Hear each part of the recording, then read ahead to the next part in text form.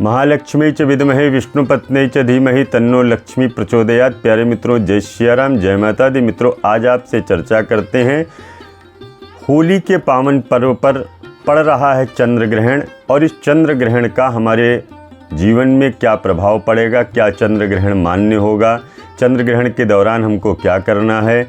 तो सर्वप्रथम हम आपको बताएं, यह जो चंद्र ग्रहण 14 मार्च को पड़ रहा है, इस चंद्र ग्रहण का भारत पे कोई भी प्रभाव नहीं पड़ेगा। यह उपछाया चंद्र ग्रहण है जो कि 14 मार्च को प्रातःकाल 9:29 से प्रारंभ हो रहा है और इसका समापन 3:29 पर होगा। यह चंद्र ग्रहण सिंह राशि और उत्तरा फाल्गुनी नक्षत्र पर होगा। चंद्रमा शनि और सूर्य से दृष्ट होगा।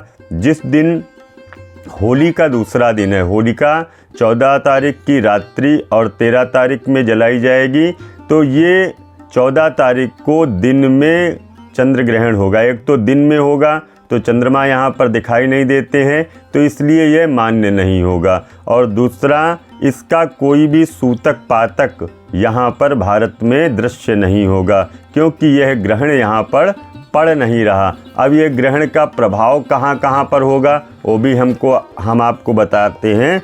यह ग्रहण का प्रभाव जैसे अमेरिका हो गया, कनाडा हो गया, मैक्सिको हो गया, ग्रीनलैंड हो गया, Panama, Peru, Brazil, Argentina, Chile और पश्चिमी यूरोप इत्यादि देशों में इसको देखा जाएगा।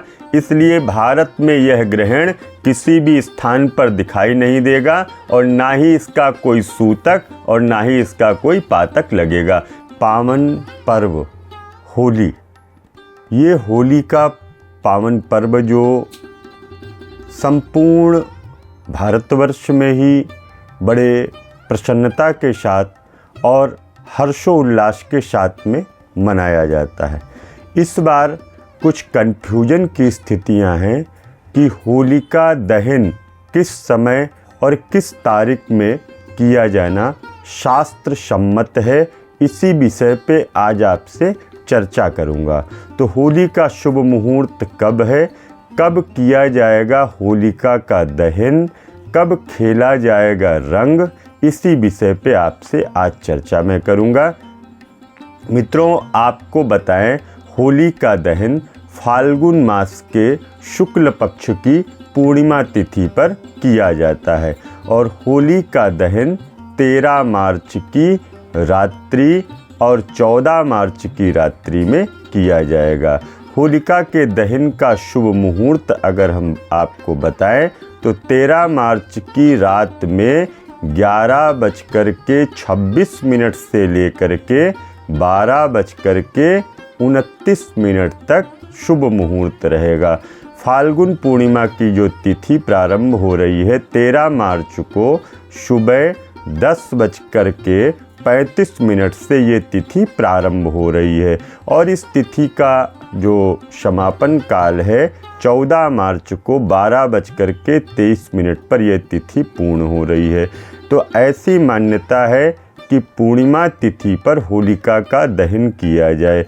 तो होलिका दहन 13 तारीख की रात्रि 11:26 के बाद में होलिका का पावन पर्व मनाया जाएगा और 12:29 तक का ये शुभ समय रहेगा। अर्थात 13 तारीख की रात्रि और 14 तारीख लग जाएगी, तो उस बीच में होली का पावन पर्व जो होलिका दहन किया जाता है उस कार्य को संपन्न किया जाएगा। और अब बात रही कि होली खेली कब जाएगी, तो 14 मार्च को जब तक पूर्णिमा तिथि रहेगी 12 साढ़े 12 बजे तक, तो उस समय होली में जो रंग खेला जाता है नहीं खेला जाएगा। अगर होली में रंग आपको खेलना है तो 12:30 बजे के बाद खेलिए 14 तारीख को, वरना होली में जो रंग खेला जाता है ये चैत्र मास के कृष्ण पक्ष की प्रतिपदा तिथि को खेला जाता है, तो वो पड़ेगी 15 तारीख को। तो 15 तारीख को रंग खेलना चाहिए, ऐसा शास्त्र मत बताया गया है। और 14 तारीख को भद्रा भी है, जैसे ही पूर्णिमा तिथि का प्रारंभ काल हो रहा है उसी समय से भद्रा भी प्रारंभ हो रही है और भद्रा को समाप्त होने के बाद में ही होलिका दहन किया जाता है। तो हमने आपको बताया कि होलिका दहन कब करना है, 13 तारीख की रात्रि और 14 तारीख प्रारंभ होते ही 14 तारीख की रात्रि जैसे ही लगेगी उस समय होलिका दहन होगा। हमने आपको समय भी बताया। अब रंग कब खेला जाएगा ये भी हमने बताया। मित्रों, आज आपसे चर्चा करते हैं होली का पावन पर्व बड़े ही हर्षोल्लास के साथ मनाया जाता है। माताएं होलिका में जाकर के होलिका की पूजा इत्यादि करती हैं। होलिका में पूजन के दौरान क्या क्या सामग्री हमको समर्पित करनी चाहिए, कुन वस्तुओं की जानकारी हम आपको प्रदान कर रहे हैं। इस दिन होली में पूजा के लिए घर में गुझिया बनाना चाहिए और गुझिया जरूर अर्पित करनी चाहिए।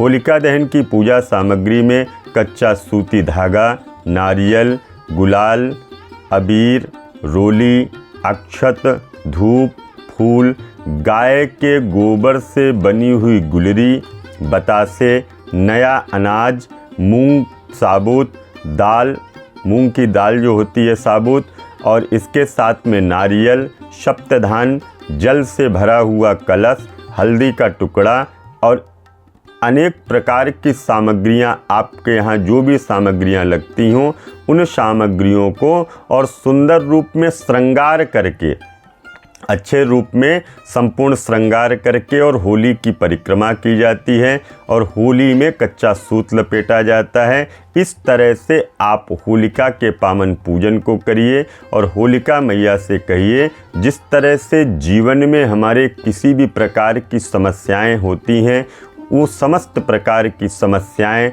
बाधाएं, दुख, क्लेश हमारे जीवन से दूर हों। हमारे घर में हमारे पति देव, हमारे बच्चे, हमारा परिवार सब कुछ मंगलमय रहे, ऐसी होलिका से प्रार्थना करते हुए परिक्रमा करनी चाहिए। मित्रों, अगर चाहते हैं किसी भी तरह का कोई पूजा पाठ या अनुष्ठान से संबंधित जानकारी तो आप संपर्क कर सकते हैं। मेरा नंबर है 8826852746। पुनः मिलूंगा नए वीडियो में, तब तक के लिए दीजिए इजाज़त। जय माता दी, जय माँ गंगे।